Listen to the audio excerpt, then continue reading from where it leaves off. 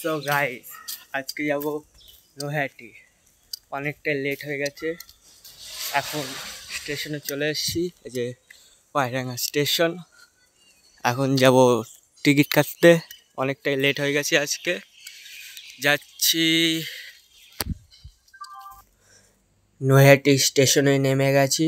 এখন যাব ওভারব্রিজে। ওভারব্রিজ থেকে 1 নম্বর প্ল্যাটফর্মে যাব।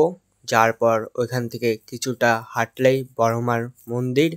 বা স্টেশন থেকে আসার পর 1 নম্বর প্ল্যাটফর্মে দেখি অল্প কিছুই লাইন রয়েছে। এখানে বেশি একটা ভিড় ছিল না, বা বেশি একটা ফাঁকাও ছিল না, মোটামুটি। এখন যাচ্ছিলাম পুজোর ডালা আনতে। ওইখানে গেলে সব কিছুই পাবে আপনারা, ফুল মালা যা যা লাগে পুজোর সামগ্রী আপনারা সব কিছুই পাবেন। বাড়ির থেকে আর বইয়ে কোনো কিছু নিয়ে আসা সম্ভব নয়।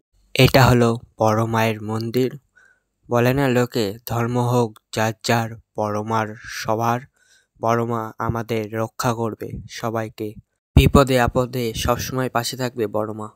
এখান থেকে আমাদের পুজোর সমস্ত কিছু নেওয়া হয়ে গেছিলো, ফুল বেলপাতা যা যা লাগে ইত্যাদি।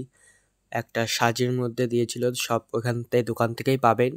লাইনে দাঁড়িয়েছিলাম, মা গেছিল, আমি গেছিলাম, বনু গেছিল। তাই একটু লাইনের একটু করে আগাচ্ছিল। আর এখানে প্রায় গেটের সামনে চলে এসেছি। ভিতরে জানি না ভিডিও করতে দেবে কি না, সেটাও জানি না বড় মার। আর অনেক সময় দাঁড়িয়ে দাঁড়িয়ে পা ব্যথা হয়ে গেছিলো, আর ভুলে গেছিলাম ভিডিও করতে। তাই আস্তে আস্তে ভিতর দিকে যাচ্ছিলাম বড় মায়ের কাছে। বড় মা সবার কাছেই বড় মা। জয় বড় মা। গেটে ঢোকার ডান পাশে দেখবে বড় মায়ের একটা ছবি আঁকা, দুর্দান্ত ছবি আঁকা ছিল ওটা। ভিতরে ফটো তোলা বারণ, নিশ্চয়ই অনেক জায়গায় স্টিকার লাগানো আছে। তাও আমি নিজের একটু ক্যামেরা লুকিয়ে বড় মার একটু দর্শন তোমাদেরও পাওয়াই দিলাম। একবার বড় জয় বড় মা। পুজো দিয়ে আর শেষ হয়, তখন আর ভিডিও করিনি।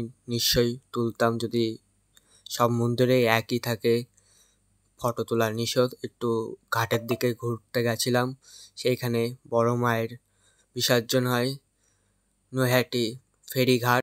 আসার সময় ভিডিও করিনি। Tata, bye bye, good.